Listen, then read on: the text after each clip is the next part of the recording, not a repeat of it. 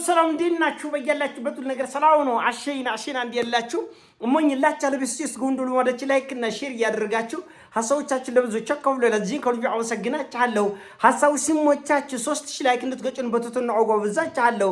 በአሜሪካና በኢራን መካከል እየተደረገ ያለው የሰላም ስምምነትና ድርድር ለመላ ዓለም ትልቅ ተስፋ የሰጠና በከፍተኛ ጉጉት እየተጠበቀ ነው ያለ ይሄን ሐሳብ ሊያጠናክር የሚችል ሐሳብ ከኢራኑ የውጭ ጉዳይ ሚኒስትር አባስ አርጋቼ ታላቅ ዜና ተሰምቷል። የአሜሪካ ሴናተሮችና ፖለቲከኞች በሙሉ ኢራን ያቀረበችን የሰላም ስምምነትና የድርድር ሐሳብ ሙሉ በሙሉ ተቀብለዋል ነው ያሉት አባስ አርጋቼ። ሙሉ በሙሉ ተቀብለዋል። የአሜሪካ ትራምፕ ብቻ አይደለም፣ ሴናተሩ የኮንግረሱ ሰዎች በሙሉ ፖለቲከኞች ሁሉ በከፍተኛ ደስታ ወይም ደግሞ እምነት ሐሳቡን ተቀብለዋል። ስለዚህ ድርድሩ ጫፍ ላይ ተደርሷል ማለት ነው። ይሄ ለሞላ ዓለም ከፍተኛ ደስታ ነው። በሺዎች የሚቆጠሩ መርከቦች ታግተው ነው ያሉት፣ መውጫ መግቢያ አጥተው ነው ያሉት። ዓለም በከፍተኛ የኑሮ ውድነት በኢንፍሌሽን እየተመታ ነው ያለው፣ ጭንቅ ላይ ነው ያለው። ተውት ይሄን አፍሪካ፣ ተውት ይሄን አረብ ሀገር በሚሳኤል የሚደረመሰውን የሚነደውን የሚጨሰውን ተውትና አውሮፓኖችና ራሱ አሜሪካውያን በጭንቅ በምጥ ነው ያሉት፣ በምጥ እና ይሄን የሰላም ድርድር እንደኛ ተንከርፈፋ አይደለም፣ በከፍተኛ ጉጉት ነው እየጠበቁ ያሉት። ተደስተዋል። ከፍተኛ ደስታ ነው ያለው በመላ ዓለም። ነገር ግን ይሄ የሰላም ድርድር ሰውነቱን የኮሰኮሰው ያቃጠለው፣ እንቅልፍ የነሳው፣ ያበሳጨው፣ ፀጉሩን ያስነጫው አንድ ሰው አለ። እሱ ማን ነው? ኔታንያሁ ነው። ኔታንያሁ በዚህ የሰላም ድርድር ጨርቁን ጥሎ አብዷል ነው እየተባለ ያለ። ጨርቁን ጥሎ አብዷል። ዛሬ የሊባኖስን ዋና ከተማ ቤሩትን በጀት ሲደበድብ በእሳት ሲያርሳት ነው ያለ። አህያውን ፈርቶ ደወለው ማለት ይሄ ነው። ኢራን እንዋጋ ብላ ስትለምን እኔ አልሰማሁም፣ አይነ ኦፕራሲዮን ነው እንትን ጆሮ አይሰማም እያለ ነው ኔታንያሁ። እማማ ዝናሽ ነው የሆነው እና ራሱ አሜሪካን ብትሆን ይቁርታ ተመልካቾች ማን አነሳኝ ደሞ ስቅ አለኝ እኮ የተባበሩት መንግስታት ድርጅት ስሜን ሲያነሳ ነው። በግለሰብ ደረጃ እኔ ስቅ አይለኝም። እና የእስራኤል ፖለቲከኞች አውቀውታል። ይሄ የመጨረሻ ዕድል ነው። ይሄ የሰላም ድርድር ከተደረገ በኋላ ሊባኖስን መደብደብ ማለት ሌላ ጉዳይ ነው፣ ሌላ ጉዳይ ነው። ስለዚህ የኔታንያሁ ትልቁ ጉጉት ምንድን ነው? የሊባኖስን መሬት መውረር ነው። ሂዝቦላ የሚባል ነገር የለም፣ ሐማስ የሚባል ነገር የለም፣ ሁቲ የሚባል ነገር የለም። የሰው አገር ለመውረር የሚደረግ ጥረት ነው። እንደዛ ቢሆን ኑሮ ከሐማስ ጋር ተዋግቶ መውጣት ይቻል ነበር። 60% የሚሆነውን የጋዛን መሬት እኮ ተቆጣጠር ነው። እንኳን ደስ አላችሁ፣ እንኳን ደስ አለን። የጋዛ ህዝብ አገሩን ለቆ ይውጣ የተባለው እኮ ነው። ስለዚህ እነ ኔታንያሁ የጋዛን ህዝብ ማስለቀቅ፣ ከመሬቱ ከርስቱ መሬቱን መዝረፍ፣ የሊባኖስን ህዝብ ማባረር፣ ከዛ አካባቢ ማሸሽ፣ መሬቱን መዝረፍ፣ ዘረፋ፣ አጠቃላይ ዘረፋ ነው ያሉት። ይሄ ዘረፋ ደግሞ እድሜ ለሀያሏ ኢራን ይሁንና አምባገነኖች አከርካሪያቸውን ተሰብረው ቃል በቃል ነው የምለው። ይሄ ኢራን ጋር የተደረገ ንክኪ አሜሪካን አንገት ያስደፋና ያሳፈረ። በእውቀት ነው የምነግራቸው፣ በራስ መተማመን ነው የምነግራቸው። ኒውዮርክ ታይምስ ዛሬ ይዞት የወጣው መረጃ 2026 ከገባ በዚህ 6 ወር ውስጥ ብቻ የአሜሪካ ዶላር በዓለም ገበያ የምንዛሬ ገበያ ላይ 10% ነው የወደቀው። 10%። እችን ጦርነት አሜሪካ ለአንድ ወር ብትለባለብ ከኢራን ጋር ብትቀጣቀጥ ከኢራን ጋር በእርግጠኝነት ፔትሮ ዶላር ይሰበራል። ዛሬ አረቦቹ እጅ ወደ ላይ በቃ እንካሳን ከፍላለን ይቅርበይን የሚሉት ፔትሮ ዶላር የመሰበር ምልክት ነው። አረብ በሙሉ አከርካሪው ተሰብሯል። ከተማው ፈርሷል። ንብረቱ ወድሟል። ነጋዴ፣ ባለሀብት፣ የዓለም ኢንቨስተሮች በሙሉ አያስፈልገንም፣ ከዚህ በኋላ ኳታር አታስፈልገንም፣ ባህሬንም ኤሚሬትስም አታስፈልገንም፣ ሊፈርሱ ነው የሚለው ሊወድሙ ነው ከምድረገጽ የሚለውን አስተሳሰብ የዓለም ባለሀብቶች ስለያዘ ከዚህ በኋላ ዱባይ መሄድ ማንም እንደማይፈልግ ኤሚሬቶቹ አውቀዋል። ፔትሮ ዶላር አከርካሪው ተሰብሯል። የአሜሪካ ኢኮኖሚ፣ የአሜሪካ ዶላር አከርካሪው ተሰብሯል። ትቀጥላለህ? ቀጥል። አሁን እስራኤል እኮ አህያውን ፈርቶ ዳውለውን ኢራን ጋር ነው የጀመርሽው፣ ቀጥይ።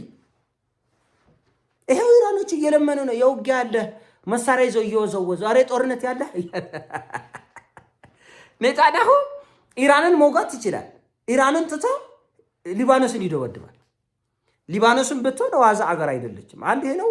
ሁለተኛ ይሄ ወርቃማ እድል የሰው አገር ለመውረር፣ ለመዝረፍ፣ ለመንጠቅ የተገኘ ወርቃማ የግርግር እድል።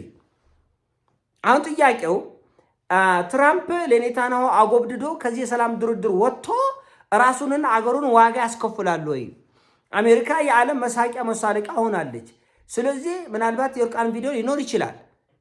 ኤፕስቲን ፋይል የሚባለው ጉዳይ ከወጣ ጊዜ ጀምሮ በከፍተኛ ሁኔታ ትራምፕ እንደፈለጉ ቁጭ በል ብድግ በል እያሉት ነው ያሉት። ኔታንያሁ አሁን አውራ፣ አሁን ተናገር፣ አሁን አትናገር እያሉት ነው ያሉት። ስለዚህ ከመጋረጃው ጀርባ የሆነ የቅሌት ጉዳዮች ሊኖር ይችላሉ። ነገር ግን ይሄን የቅሌት ቪዲዮ በመፍራት ራሱንና ሀገሩን ለአንዴና ለመጨረሻ ጊዜ ለአዘቅት። በነገራችን ላይ አሜሪካ በትራምፕ ምክንያት ዋጋ ብትከፍል አስሮ ይገርፉታል። ይሄን ወቅ በ80 ዓመቱ ሽንትን መቀጣጠር በማይችልበት እድሜ ወደ እስር ቤት ትወርዳለህ። ይሄ አሜሪካ ነው፣ ቀልድ የለም።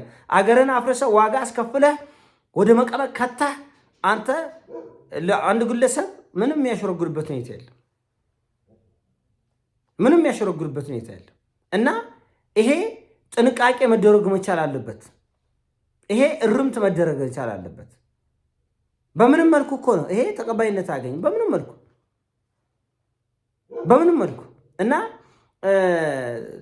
የአሜሪካ ዶላር ከጊዜ ጊዜ እየወደቀ መምጣቱ፣ የአሜሪካ ዶላር ከጊዜ ጊዜ አቅም እያጣ መምጣቱ፣ ተቀባይነቷ፣ ተፈሪነቷ፣ የአሜሪካ ተፈሪነት ወድቋል። እንደምታውቁት ወድቋል። የአሜሪካ ዶላር ወድቋል። ከጊዜ ጊዜ እየወደቀ ነው የመጣ። ይሄ የሚሆንበት ምክንያት ምንድን ነው? በማይገቡ ጦርነቶች ውስጥ በመግባት በዓለም ኢኮኖሚ ተአማኒነት በማጣት አቅም በማጣት ድኩማን በመሆን ምክንያት ተልፈስሷል እኮ ዓለም ተልፈስሷል፣ አቅም አጥቷል። እና እነሱ በሚገቡባቸው ጦርነቶች 40 ዓመት በፊት በአንደኛ ዓለም ጦርነት፣ በሁለተኛ ዓለም ጦርነት 50 ዓመት 60 ዓመት ዓለም ዋጋ እየከፈለች የሰራችው እየፈረሰ የተገነባው እየወደመ ይቀጥላሉ። ይህ ነው ጥያቄው። ይቀጥላሉ። ይህ ነው ጥያቄው። አይቀጥልም ነው መልሱ። አይቀጥልም። ስለዚህ አሁን እስራኤል ቤሩትን እያወደመች ነው። ቤሩትን እያፈረሰች ነው። ይዘልቃሉ ወይ ነው ጥያቄው። ይቀጥላሉ ወይ ነው ጥያቄው። ለውጥ መፍጠር ይቻላል ወይ ነው ጥያቄው። አይችልም። በምን መልኩ ነው ለውጥ የሚፈጥሩት? እና ከጊዜ ጊዜ የዓለማችን ፖለቲካ መተማመን፣ አብሮ መስራት እየራቀ እየጠፋ ነው የመጣው። እና ምስኪኖች እየወደሙ እንደ ፍልስጤም ያለ፣ እንደ ሊቢያ ያለ፣ እንደ የመን ያለ፣ እንደ ሶሪያ ያለ፣ እንደ አፍሪካ ያለ ህዝብ እየተጎሳቆለ እየወደቀ እነሱ ጥቅማቸውን እያካበቱ የሚኖሩበት እድል ሰፊ ነው አይመስለኝም። ስለዚህ የዶላር መንኮታኮትና አቅም ማጣት፣ በዓለም ገበያ መቀነስ የብዙ ጉዳዮች ምልክት ነው። የብዙ ጉዳዮች መልስ ነው። ለብዙ ጥያቄዎች መልስ ይሰጣል። እና እንደኔ ግምት አሜሪካ ለእስራኤል ሲባል ከዚህ በላይ ተጨማሪ ዋጋ ትከፍላለች የሚል ግምት የለኝም። ከድጡ ወደ ማጡ እየተጓዘ ስለሆነ ማለት ነው። ነገሮች ከድጡ ወደ ማጡ ነው። ኢራኖቹ አምርረው አክርረው እንጠፋፋ በሚል እቅድ የገቡበት ጦርነት በመሆኑ ይሄን እንደ ዋዛ፣ እንደ ቀላል፣ እንደ ልጆች ጨዋታ፣ እንደ ቃቃ ጨዋታ የሚሆን ጉዳይ አይደለም። ያዋጣሉ። ከዚህ በኋላ አሜሪካን ጦርነት ብትቀጥል ያዋጣሉ። ኦፍኮርስ ኮንግረሱ የኢራንን ሀሳብ ሙሉ በሙሉ ተቀብለዋል።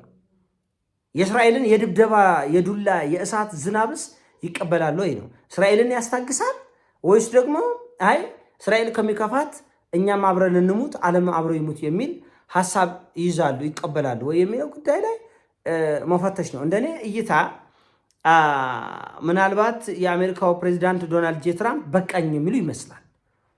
ይሄ ውርደት፣ ይሄ ቅሌት ከሱ አልፎ የአሜሪካን ሕዝብና ክብር ሉዓላዊነትና ታሪክ አብሮ ይዞ የሚጠፋ ወደ መቀመቁ የሚወርድ በመሆኑ እዚህ ጋር በቃ የሚል ይመስለኛል። ትራምፕ እስከ ሞት የሚከተልህ የለም፣ እስከ ውድመት እስከ እልቂት የሚከተልህ የለም። የራሽያና የቻይና ወጥመድ ውስጥ ሰተት ብሎ ነው የገባው ሰውዬ፣ ሰተት ብለው እና አሁን ዛሬ መውጫ ባጣ ሰዓት ይሄ የሰላምና የድርድር ሀሳብ የመጨረሻው እድል ዕጣ ፈንታ ይሆናል የሚል ግምት አለኝ። ይህን እድል ካበላሹ በጣም ዋጋ እንደሚከፍሉበት እነሱም ያውቃሉ፣ ዓለምም ያውቃል። ሰላምን እንሞኛለን። የእስራኤል ጉዳይ ግን በጣም አሳሳቢ ደረጃ ደርሷል። የኔ ሀሳብ ነው። ሲሞቻችሁ ላይክ አድርጉ፣ ሼር አድርጉ። ወዳችኋለሁ። ፒስ